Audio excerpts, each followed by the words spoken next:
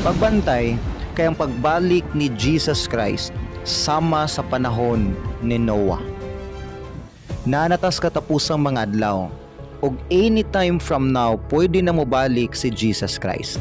Ug mao ning gitawag sa Bible og second coming. Ug once mobalik na nga atong Ginoo Hesus, mao na ni ang deadline sa iyang kaluwasan. Mo nang sa dili pa mobalik si Christ, siguradua ang imong kinabuhi na surrender gyud sa iyang kabubuton, na in line sa iyang will, ug naa kay assurance diha kang Jesus Christ. Nag-ingon na daan si Jesus Christ nga inigbalik niya sama kini sa time ni Noah. Unsa man day ang time ni Noah nganong gi-base man didto ang mga ilhanan sa pagbalik sa atong Ginoo. Na mao ni ang mga nahitabo sa panahon ni Noah nga mahimong basihanan sa mga signs nga hapit na mobalik ang atong Ginoo. Number 1, an awareness and normal life. Sadang si Noah naghimo siya dako kay nga ark. Ingon ang Ginoo, Noah, tawga sila pasakya sila sa arka kay akong lunupan ang tibuok kalibutan. Pero walay naminaw ni Noah. Sige, gwali si Noah, pasakyon sila sa ark, gikataw-an lang siya. Ug sa dihang gipasulod na sa Ginoo sila si Noah ug iyang pamilya dito sa ark, gisirad-an ang arka, gisugdan ng pagbunok sa uwan ug miabli na mga tinubdan sa yuta. Didto pa nakarealize ang mga tao nga tinuod di ay ang giingon ni Noah ug didto na sila nangayo og tabang. Pero wala na sila tabangi sa Ginoo. Ug isa sa nahitabo didto tungod kay unaware kay sila. Wala sila'y pakialam sa giwali ni Noah. No, sama daw ni ana ang pagbalik sa atong Ginoong Hesus. Wala gyud tawo nga dunay idea nga nibalik na ang atong Ginoo.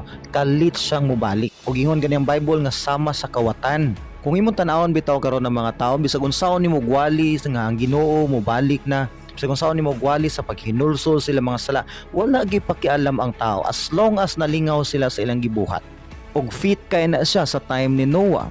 Kay ingon ang Bible nga kalit lang mobalik ang Ginoo nga wala gyud idea ang tao. Daghan ang mga tao nga nanginabuhi pa nangadtog mall, nagminyo, nag-outing, nag-vacation, naglingaw-lingaw, nag-party. Sa wala gyud damha sa tao, kalit lang moabot ang atong Ginoo. Number 2, inigbalik sa Ginoo na sudden judgment. Sa time ni Noah, sadang gisirad-an na sa Ginoo ang arka. Kalit lang niabot ang kusog nga ulan og nilunop ug ang tanang tao sa tibuok kalibutan nag-anto sa dako kayo nga lunop nga mitabon sila mga balay sa mga kahoy, sa mga bukid hangtod sa pinakataas nga bukid sa tibuok kalibutan.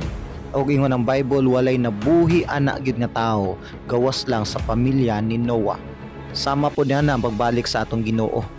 Tungod kay wala lagi nakapangandam, kalit kay mobalik si Jesus Christ, daghan kaayo ang dili makuha sa Ginoo. Tungod kay isa sa mga event sa pagbalik ni Jesus Christ, kuhaon niya kalit ang tanan niyang mga katawhan. Iyang luwason una iyang mga katawhan, diha niya ihatag ang pinakadagko nga hampak ug ang kapungot sa Dios dinhi sa kalibutan. Mabitaw na nga kinahanglan gyud tang manigurado samtang wala pa ni balik ang atong Ginoong Hesus. Now since wala ta kibalo kanos ginobalik ang atong Ginoong Hesus, abino daghang mga tao karon nga pilosopo nga moingon nga sa una ra man nang sig ingon nga mobalik ang atong Ginoo hangtod karon wala man lang gihapon. And daghan gani ang nagayaga-yaga nga dili daw tinuod ang pagbalik sa atong Ginoo. Ang uban pod wala na lagi pakialam kung mobalik bang Ginoo og dili. Pero ingon si Apostle Peter nga ang Ginoo dili man siya langay-langayan sa iyang pagbalik. Wala siya nag-joke sa iyang second coming. Pero ang reason lang nga nung wala pa ni balik ang Ginoo hangtod karon, kay gitagaan tag extension sa Ginoo nga at least man lang before pa siya balik, napauntay tao nga makahinulsol ug makabalik diha sa Ginoo. Nawala ba kakabantay di ay sa mga kalamidad nga nahitabo karon? Actually, warning niya sa Ginoo ug pagkuha na sa tong atensyon nga mobalik na ta niya. Kabantay mo sa mga linog. Sa una, mga way back 10 years ago, 20 years ago, may lag na ilinog sa isa ka tuig. Pero karon sa isa ka bulan, pila na kalinog atong maagian. Sa una, 10 years ago, 20 years ago, sa isa ka tuig, maihap lang, gamay lang kaayo ang posibleng bagyo nga maigo sa ato ang nasod. Pero karon sa isa ka tuig na ni mga 10 to 20 ka mga bagyo nga moigo sa ato ang nasod. Gani daghan pa kay mga kalamidad ang nahitabo. Baha, ang krimen nagkagrabe na, ang global warming nagkagrabe na, ang patay, ang mga violence, ang wickedness. nagkadautan nagmayatong kalibutan. Abi nimo isa na ka-warning sa Ginoo ug pagtawag sa atong atensyon. Nga unta mo bati tagkahadlok ana og manigurado na ta sa atong relasyon diha sa Ginoo. Mobalik na ta sa Ginoo. So ang Ginoo naghatag og daghan king warning na to pagkuha sa atong atensyon para lang ang tao mobalik na sa Ginoo ug moseryoso na pagpangalagad sa Ginoo.